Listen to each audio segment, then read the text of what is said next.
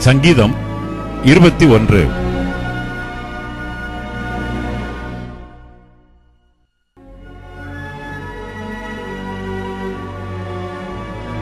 ராகத் தலைவனுக்கு ஒப்புவிக்கப்பட்ட தாவீதின் சங்கீதம்.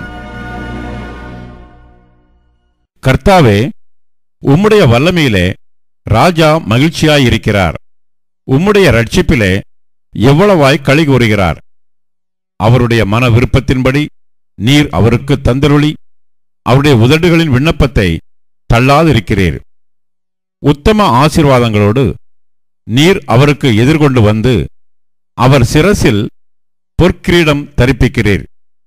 அவர் உம்மிடத்தில் ஆயுசை கேட்டார். நீர் அவருக்கு என்றென்றைக்கும் உள்ள தீர்க்காயுசை அளித்தீர். உமது இரட்சிப்பினால் அவர் மகிமை பெரிதாயிருக்கிறது. மேன்மையையும் மகத்துவத்தையும் அவருக்கு அருளினீர்.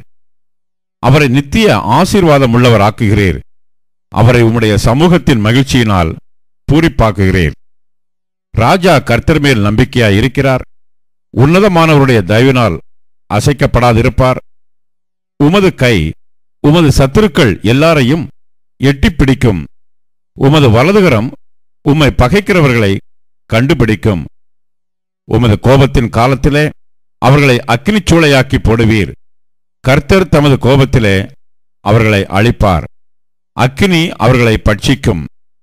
அவர்கள் கனியை பூமியில் இராதபடி நீர் அழித்து அவர்கள் சந்ததியை மனுபுத்திரரில் இராதபடி ஒளிய பண்ணுவீர்.